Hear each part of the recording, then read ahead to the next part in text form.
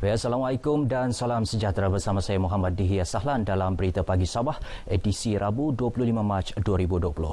Satu kes baharu positif COVID-19 direkodkan di Sabah setakat semalam menjadikan 170 kes kumulatif. Kes tersebut direkodkan di Tawau menjadikan 49 kes dikesan di daerah itu. Manakala Pinampang merupakan daerah terbaru merekodkan satu kes positif COVID-19. Menurut statistik Kementerian Kesihatan dan Kesejahteraan Rakyat Sabah, Lahad Datu daerah kedua tertinggi catat kes positif COVID-19 iaitu 34, diikuti Kota Kinabalu 23, Tuaran 12, Kinabatangan dan Sandakan masing-masing 11, Beaufort 6, Kota Belud dan Kunak masing-masing 5, Putatan dan Sipitang masing-masing 4, Papar dan Ranau masing-masing 2 dan Semporna 1 kes. Setakat semalam terdapat 366 pesakit berada di pusat kuarantin, 2,604 menjalani kuarantin di rumah dan seorang telah sembuh dan discharge. Sabah ketika ini merekodkan 1 kematian. Semua operasi perkhidmatan bot laju atau bot penambang bagi laluan menumbuk labuan dihentikan berkuat kuasa serta-merta. Setiausaha Kerajaan Negeri Datuk Safar Untung berkata keputusan itu dibuat pada mesyuarat Pusat Kawalan COVID-19 Sabah sebagai langkah menangani penularan jangkitan pandemik itu di Sabah. Datuk Safar dalam satu kenyataan berkata kerajaan juga menetapkan jadual operasi perkhidmatan feri penumpang dan feri kenderaan Ro-Ro menumbuk labuan. Beliau yang juga pengerusi Sabah Pusat Kawalan COVID-19 berkata kerajaan negeri turut memutuskan pergerakan penduduk dari Pulau Gaya ke Tanah Besar dan sebaliknya dihentikan serta-merta kecuali untuk perkhidmatan barangan dan perkhidmatan penting. Kerajaan juga memutuskan sekatan jalan raya di setiap sempadan daerah dilaksanakan oleh pihak berkuasa sehingga 31 Mac ini bagi membendung penularan jangkitan COVID-19. Seramai 65 anggota Angkatan Pertahanan Awam Malaysia APM Lahad Datu bersedia digerakkan bagi membantu agensi barisan hadapan lain menangani penularan COVID-19.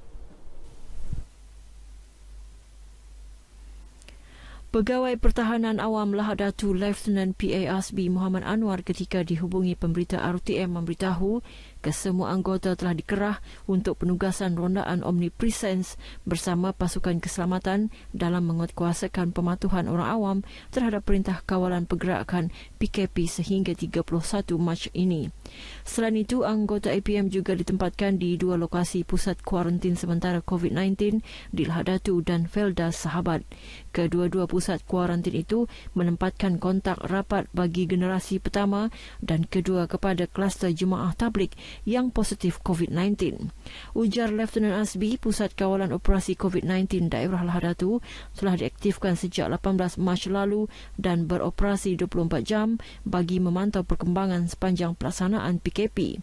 Sehingga kini, Lahad Datu merekodkan 34 kes positif COVID-19. Jabatan Sukarela Malaysia Rela Negeri Sabah galas tanggungjawab bantu operasi pasukan keselamatan sepanjang tempoh pelaksanaan Perintah Kawalan Pergerakan PKP. Langkah itu seiring misi rela memperkasa perhubungan agensi persekutuan dan kerajaan negeri bagi mengoptimumkan penyampaian perkhidmatan kepada masyarakat. Penolong Pesuruhjaya Rela Operasi Negeri Sabah Nur Aizam Daud berkata, anggota rela negeri sentiasa siap siaga menyambut berbakti dan berkhidmat sekiranya diperlukan dari semasa ke semasa demi keselamatan dan kesejahteraan rakyat. Kita ada 2 kategori. Satu, sekatan jalan raya di mana anggota rela membantu polis untuk melaksanakan sekatan jalan raya lah, memberi nasihat kepada orang ramai untuk sekiranya tidak ada apa-apa keperluan supaya berada di rumah. Dan yang bersama PDRM dan juga agensi lain seperti PBT, KKM, kami mengedarkan risalah-risalah, membuat pengumuman. Beliau ditemui pemberita RTM ketika operasi PKP di Jeti Pasar Awam Besar, Kota Kinabalu.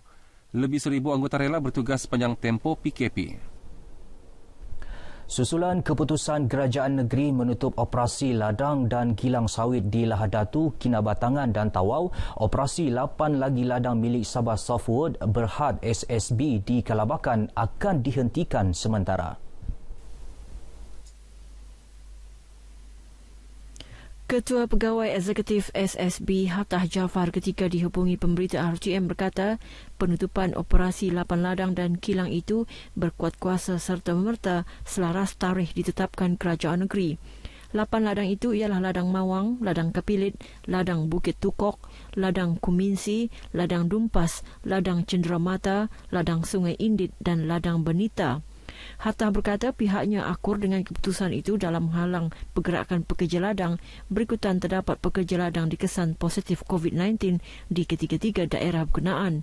Semalam kerajaan memutuskan operasi ladang di kawasan Lahadatu, Kinabatangan dan Tawau ditutup serta-merta hari ini manakala operasi kilang kelapa sawit dihentikan Jumaat ini. UMNO Sabah menyumbang barangan keperluan bernilai RM1 juta untuk membantu rakyat negeri ini yang terjejas berikutan penularan pandemik COVID-19. Barangan termasuk makanan, keperluan rumah dan barangan perubatan seperti toping hidung dan mulut serta cecair sanitasi yang akan diagihkan kepada mereka yang memerlukan tanpa mengira kaum, agama dan fahaman politik. UMNO dalam satu kenyataan memaklumkan penyerahan bantuan akan diselaraskan Sekretariat UMNO Negeri. Jentera UMNO juga bersedia untuk mengagihkan bantuan tersebut dan berharap ia membantu mengurangkan beban mereka yang memerlukan keperluan asas sepanjang tempoh Perintah Kawalan Pergerakan PKP berlangsung. Sementara itu, UMNO Sabah menyantuni petugas barisan hadapan di 5 permis dengan bantuan berkala menerusi misi UMNO Sabah Prihatin.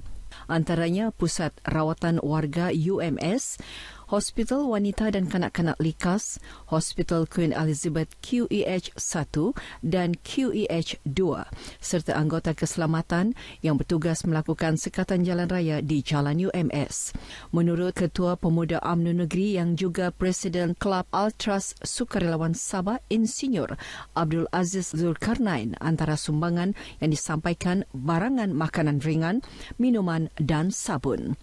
Katanya UMNO Sabah memahami situasi petugas frontliners berhadapan dengan wabak COVID-19 yang berisiko tinggi dijangkiti virus berkenaan. Di Tawau, skuad Radu UMNO bahagian Kelabakan juga tampil mengulurkan bantuan makanan kepada petugas barisan hadapan di daerah itu. Ketua Bahagian UMNO Kelabakan Andi Muhammad Suryadi Bandi berharap sumbangan sedemikian memudahkan petugas memandangkan banyak permis perniagaan tidak beroperasi sepanjang Perintah Kawalan Pergerakan PKP. Selain petugas kesihatan dan pasukan keselamatan, pengamal media turut menerima sumbangan. Andi Muhammad memberitahu pemberita RTM selepas menyampaikan sumbangan makanan kepada petugas RTM Tawau.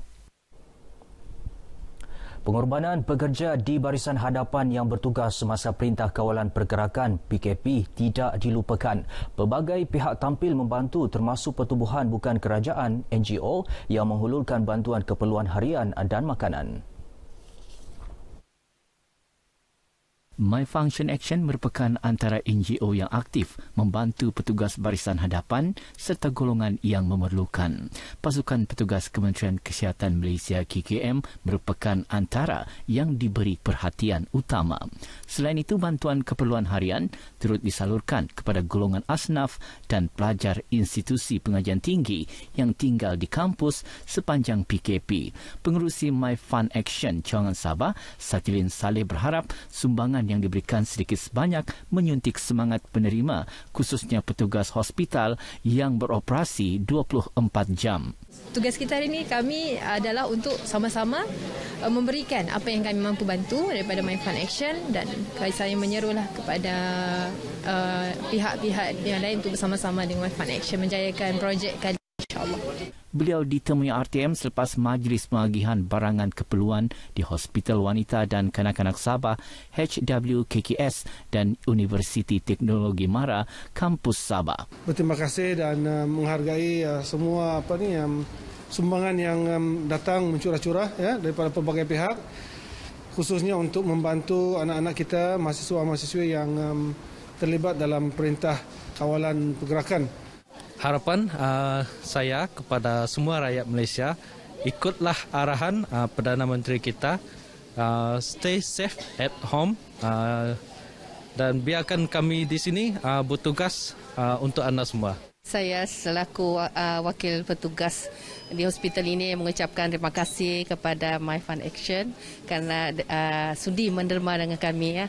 Dan saya sungguh terharulah dengan sumbangan derma ini. We stay at work for you, you stay at home for us. Saya rasa macam okey lah kan sebab UiTM punya pengurusan jaga makanan semua kita orang. Sebenarnya saya buat keputusan untuk masuk sini sebab bimbanglah takut ada apa-apa kan.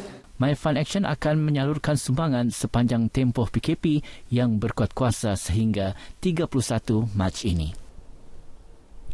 Ya, pelajar digalak menjalankan sesi pengajaran dan pembelajaran PDP di rumah melalui aplikasi pembelajaran maya dan kaedah latihan sedia ada. Pengarah Jabatan Pendidikan Negeri Dr. Mistrin Radin berkata, pelajar juga boleh membuat ulang kaji menerusi buku teks dan latih tupi serta menyiapkan kerja rumah yang diberikan. Dr. Mistrin berkata, bagi pelajar yang mempunyai kemudahan internet, mereka boleh menggunakan Google Classroom, CiguTube dan EduWeb TV. Para guru juga diharap bersedia membimbing dan membantu sesi PDP Maya berkenaan. Terdapat 43,000 guru aktif dalam sesi Maya PDP. Dr. Mistrin turut menasihati para ibu bapa dan penjaga pelajar supaya mematuhi arahan Perintah Kawalan Pergerakan PKP serta memastikan anak-anak berada dalam rumah semasa sesi PDP. Baik, sekian berita Pagi Sabah. Teruskan menonton RTM, jenama media paling dipercayai di Malaysia. Selaras dengan Perintah Kawalan Pergerakan, stay at home, duduk di rumah, jangan keluar. Saya Muhammad Dihya Sahlan. Assalamualaikum dan sayangi Malaysiaku.